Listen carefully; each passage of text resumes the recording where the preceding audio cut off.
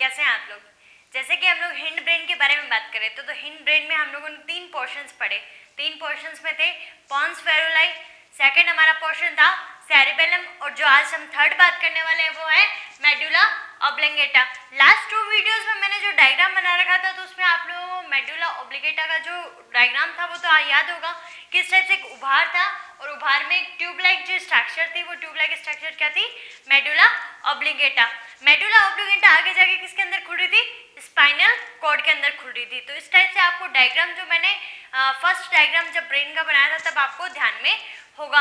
उसी टाइप आप लोगों ने देखा था कि जो पोस्टीरियर पोर्शन है, जो उसका एंड पोर्शन होता है ब्रेन का, वो हमारा मेडुला ऑब्लिंगेटा होता है। हम लोग ब्रेन के जितने के सारे पार्ट्स हैं, ठीक है, चाहे हम फोर ब्रेन के बारे में बात करें, मिड ब्रेन के बारे में बात करें और हिंड ब्रेन के बारे में बात करें, तो सारे के सारे ब्रेन के पार्ट्स है वो हम लोग कंप्लीट कर चुके। ब्रेन से रिलेटेड हमारा एक ही वीडियो है वो बकाया रहा है, वो है हमारा वेंट्रिकल्स का। जो गुहाएं हम लोगों ने देखी कि ये वेंट्रिकल थी, थर्ड थी, फोर्थ थी, तो उन वेंट्रिकल्स को किस टाइप से जोड़ के रखा जाता है, तो वो वेंट्रिकल्स वाला पोर्शन हमारा ब्रेन रहा है। उसके बाद में ब्रेन है वो आपका कंप्लीट हो जाएगा। देन हम लोग पढ़ेंगे स्पाइनल कॉर्ड, और उसके बाद में जो क्रेनियल नर्व्स और स्पाइनल नर्व्स, जो भी हमारा पीएनएस और रह रहे हैं बाकी जो एएनएस, वो हम चीज़ें हम आगे देख लेंगे। मुझे पता है थोड़ा सा सिलेबस है वो धीरे चल रहा है, कुछ बच्चों को टेंशन भी हो रही है, तो भाई लोग टेंशन करने की कोई ज़रूरत नहीं है, क्योंकि हम लोग आगे जब तक हमारा सिलेबस डिसाइड नहीं हो जाता कि तुम्हारे बोर्ड के एग्ज़ाम्स है वो होंगे या नहीं होंगे, क्योंकि अभी कोई चीज़ डिसाइड नहीं है, ना तो क्लासेस का डिसाइड है कुछ, ना ही बोर्ड एग्ज़ाम होंगे या नहीं होंगे। हमारा सेशन है वो जनवरी से स्टार्ट होगा या सेशन है वो 15 तारीख से स्टार्ट हो जाएगा। अभी तक कुछ भी नहीं ध्यान में, ना हमें सिलेबस ध्यान में है, ठीक है। तो हम लोग जिस टाइप से थोड़ा थोड़ा करके जो पढ़ रहे हैं आप उसमें पढ़ते रहिए, टेंशन लेने की कोई ज़रूरत नहीं है। आपका जिस दिन सिलेबस डिसाइड होगा कि इतना सिलेबस आपके आने वाला है, चाहे 50% आए हो चाहे 70% हो, जो भी रहेगा 50% तक तो अनाउंस हो चुका, ठीक है। तो जो भी आपका सिलेबस रहेगा वो सिलेबस मैं आपको गारंटी के साथ में बोलती हूँ कि मैं आपको सिलेबस वो कंप्लीट कराऊंगी, चाहे लाइव क्लासेस में आगे पढ़ाओ, चाहे मैं आपको डायरेक्ट नोट्स प्रोवाइड करवाऊँ, और चाहे मैं आपको इस टाइप से वीडियो लेक्चर प्रोवाइड कराऊँ, लेकिन आपके बोर्ड एग्जाम से पहले आपका एक बार अच्छे से रिविजन भी हो जाएगा। यहाँ मैं आपको जितना भी एक टॉपिक से रिलेटेड जितना भी मैटर आपको प्रोवाइड करवाती हूँ, वो मैटर आपको बोर्ड के लेवल से भी इम्पोर्टेंट होता है और वो नीट के लेवल से भी इम्पोर्टेंट होता है। तो आप लोग एमसीक्यूज है, जो क्वेश्चंस है वो सॉल्व करना शुरू कर दीजिए, ताकि आप लोगों की आगे की जो प्रिपरेशन है वो भी अच्छे से चल सके। अब हम जो सबसे लास्ट पोर्शन मेडुला वाला पोर्शन पढ़ने वाले हैं, तो मेडुला वाले पोर्शन को, जो मेडुला पोर्शन है, इसको और किस नाम से जाना जाता है, also known as myelencephalon, myelencephalon के नाम से भी इसको जाना जाता है। उसी के साथ में हम लोगों ने यहाँ पे ब्रेन स्टेम देखी थी, ठीक है, कि एक ब्रेन स्टेम थी, हम लोगों ने डायग्राम में लिखा। तो ब्रेन स्टेम कौन कौन से भाग मिलके बनाते हैं, तो कौन से भाग बनेंगे, मिड ब्रेन बनेगा, पॉन्स वाला एरिया और मेडुला ऑब्लिंगेटा, ये तीनों क्या बनाते हैं, ब्रेन स्टेम बनाने का काम करते हैं। ये हमारा टॉपिक अलग ही है पूरा, इसको थोड़ा सा आप अलग ही नोट करके रख लीजिए।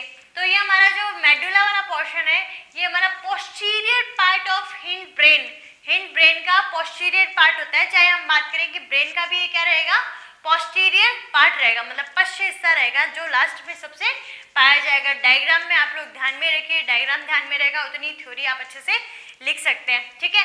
अब यही हम बात करें कि मेडुला पाया कहाँ जाता है, तो मेडुला रीजन कहाँ था, कि जो एक लीफ लाइक या डायग्राम था सेरिबेलम, सेरिबेलम के नीचे की तरफ ये पाया जा रहा था, ठीक है।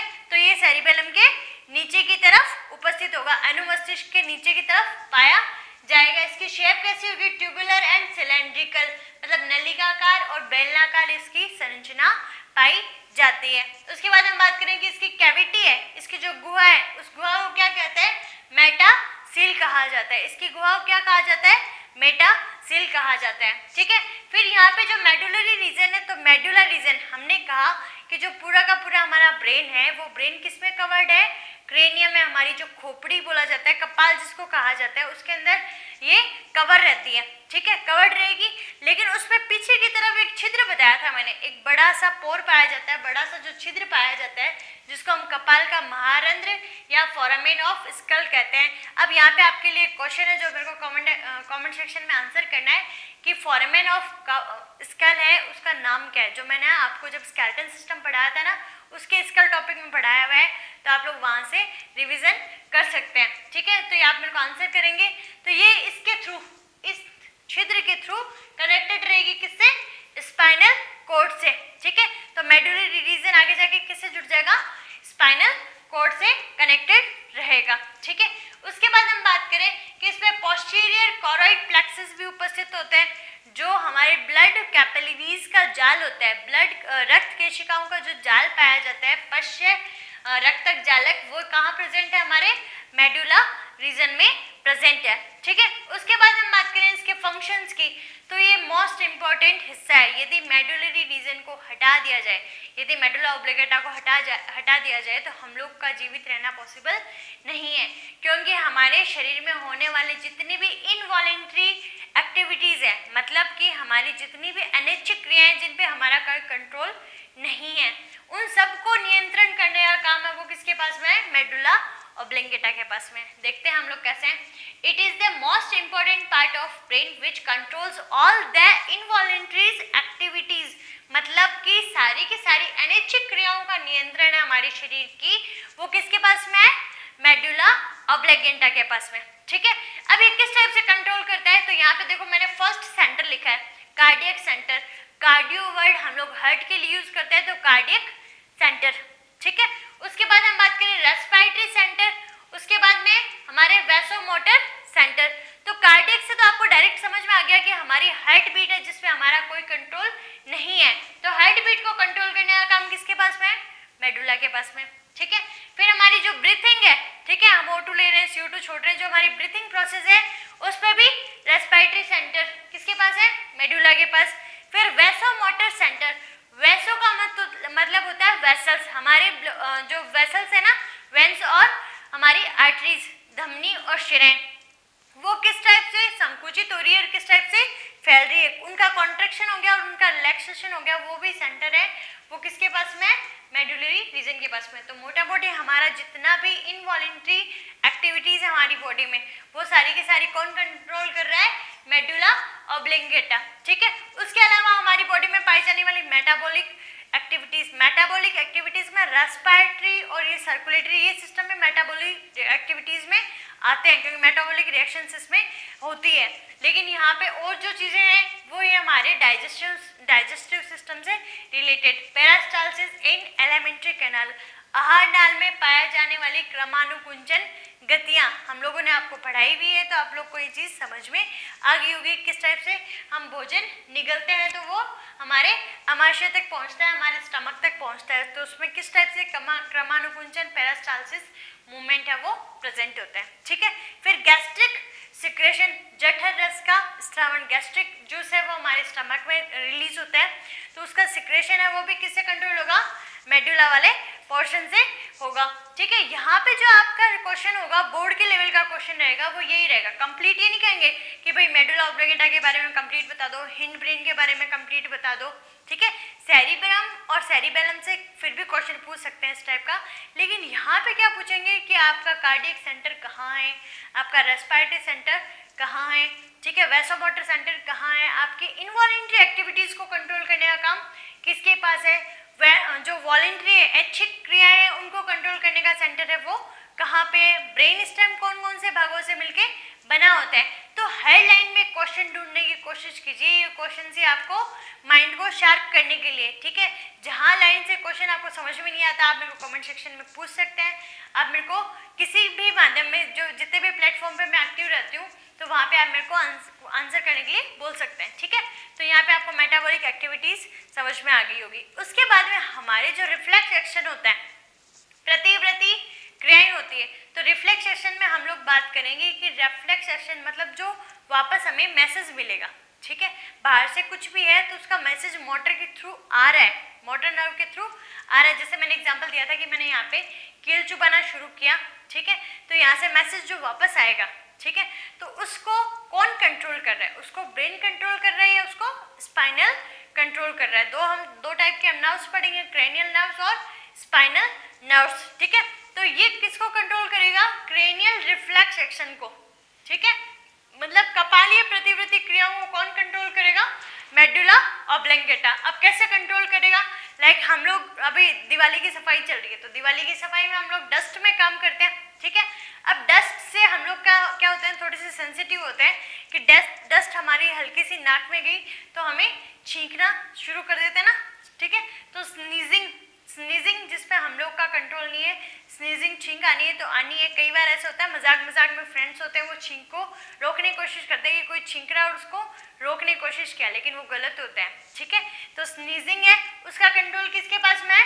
मेडुला ऑब्लंगेटा के पास में, ठीक है। फिर यहाँ सैलिवेशन का मतलब कि हम क्लास में बैठे और क्लास के पास में ही कोई क्या है, यहाँ किचन है, या फिर अभी तो क्योंकि तुम्हारी क्लास तुम्हारा रूम ही है उसके पास में किचन हो सकती है, तो मम्मी कुछ ना कुछ अच्छा खाना बना रही होगी, तो अच्छा सा ऐसे है कि मैडम पढ़ा रहे हैं, हम लोग लेक्चर अटेंड कर रहे हैं और साथ में हमें किसकी खुशबू आ गई? हलवे की, खीर की, किसी चीज़ की खुशबू आई और हमारी जो सलाइवा है वो सिक्रेट हो जाती है, लार है वो सिक्रेट हो जाती है। मेरी तो खीर के नाम से ही सिक्रेट हो रही है, ठीक है। तो ये होता है हमारे सैलिवेशन, ठीक है। उसके बाद में हम कफिंग की बात करें, खांसी आना, कोई चीज़ अटक जाती है, खांसी आना शुरू हो जाता है, वॉमिटिंग, तो इन सब चीज़ों पे हमारा कंट्रोल नहीं है, इनवॉलेंट्री एक्टिविटीज़ है जिसको कौन कंट्रोल कर रहा है? मेडुला ऑब्लंगेटा है वो कंट्रोल कर रहा है। उसके बाद में जो सबसे बड़ा डिफरेंस है, वो सबसे बड़ा डिफरेंस ये है कि हम जहाँ ग्रे मैटर और वाइट मैटर पढ़ रहे हैं, जहाँ हम लोग ग्रे मैटर और वाइट मैटर पढ़े थे, तो हम लोग जब पहला डायग्राम बनाया था हम लोगों ने ब्रेन का, तभी मैंने आपको एक्सप्लेन किया था कि ग्रे मैटर है वो ब्रेन में कहाँ होगा? आउटर लेयर पे, और इनर पे पोर्शन में क्या पाया जाएगा? व्हाइट पाया जाएगा। लेकिन यहाँ पे जस्ट उससे ऑपोजिट है, जो स्पाइनल कॉर्ड की तरह मैटर पाए जाते हैं वही मैटर यहाँ पाए जाएंगे। यहाँ पे आउटर जो है, आउटर एरिया है वो व्हाइट मैटर से होगा। हम लोगों ने सेरिबेलम में देखा था, आप लोग याद रखिएगा कि व्हाइट मैटर हम लोगों ने इनर पोर्शन में बनाया था, लेकिन यहाँ पे व्हाइट पोर्शन का है बाहर, तो व्हाइट मैटर है वो आउटर एरिया में रहेगा और जो इनर एरिया है उसमें ग्रे मैटर है वो प्रेजेंट रहेगा, ठीक है। सफिशिएंट नोट्स में लिखने वाली बात है, ठीक है। मैं ये तो बोर्ड तो यूं भर देती हूँ मैं चारों तरफ से इसको बोर्ड को, ठीक है, लेकिन मैं जहाँ से आपको लाइन समझाना शुरू करूँ और जैसे जैसे मैं लाइन समझाऊँ तो आप उस लाइन को अपनी भाषा में लिख सकते हैं। जहाँ भाषा की ज़रूरत नहीं है, लैंग्वेज लिखने की ज़रूरत नहीं है, वहाँ पे आप फ्लो चार्ट की तरह या जितना मैंने लिखा है उतना सफिशिएंट लिखोगे तो आपको रिवीजन करने के लिए हेल्पफुल रहेगा, आपको लर्न करने के लिए भी हेल्पफुल रहेगा, ठीक है। और जैसे भी मेरा वीडियो लेक्चर है, मैं आपको मेरा टाइम मिलता है मैं आपके लिए रिकॉर्ड करती हूँ, मैं आपके लिए डालती हूँ, तो तुम थोड़ा सा कष्ट किया करो, एक लाइक वाला जो बटन होता है ना वो दबा दिया करो, ताकि मेरे को यूँ लगे, मेरा खुद का मोटिवेशन रहे कि हाँ मैं कुछ अच्छा कर रही हूँ, ठीक है। उसके अलावा अपने फ्रेंड्स के साथ शेयर कर सकते हैं। यहाँ पे मोस्टली इंग्लिश मीडियम स्टूडेंट्स हैं, उन्होंने पढ़ना शुरू कर दिया। हिंदी मीडियम स्टूडेंट्स हैं वो कम पढ़ाई कर रहे हैं। हिंदी मीडियम इसलिए पढ़ाई कम कर रहे हैं कि मैं इंग्लिश और हिंदी दोनों में यहाँ पढ़ा रही हूँ, ठीक है। तो आप जितने लेक्चर्स उठा के देखेंगे हिंदी में लेक्चर्स आपको अवेलेबल नहीं मिलेंगे, आपको इंग्लिश में ही मिलेंगे, उनकी एक्सप्लेनेशन हिंदी में रहेगी। मैं आपको प्लस पॉइंट में हिंदी में जो भी इसकी चीज़ होती है, ठीक है, लाइक कैविटी को गुहा बोल रहे हैं, तो मैं आपको ये चीज़ प्रोवाइड करवा रही हूँ, ठीक है। तो आप लोग थोड़ा थोड़ा इम्प्रूव कीजिए और अपने जो फ्रेंड्स हैं हिंदी मीडियम में, जो आपके फ्रेंड्स हैं, उनको ये बात समझाने की कोशिश कीजिए कि 12th के बाद में आपको बुक्स, नोट्स, चाहे आप किसी कोचिंग जाओ, चाहे आप किसी कॉलेज जाओ, चाहे आप किसी भी लेक्चरर से पढ़ो, ठीक है, तो वो आपको हिंदी में नहीं पढ़ाएंगे, हिंदी की आपको बुक्स वगैरह अवेलेबल नहीं होगी। आप इंग्लिश में टर्म्स पढ़ना शुरू करेंगे तो आप गूगल से भी बहुत सारा मैटर है, यूट्यूब से बहुत सारा मैटर है, वो पढ़ने के लिए आप उठा सकते हैं, ठीक है। तो आप लोग इस वीडियो को, इन वीडियोस को है वो शेयर कीजिए, ज़्यादा से ज़्यादा लाइक कीजिए, खुश रहिए, मुस्कुराते रहिए और घर पे सुरक्षित रहिए। Thank you.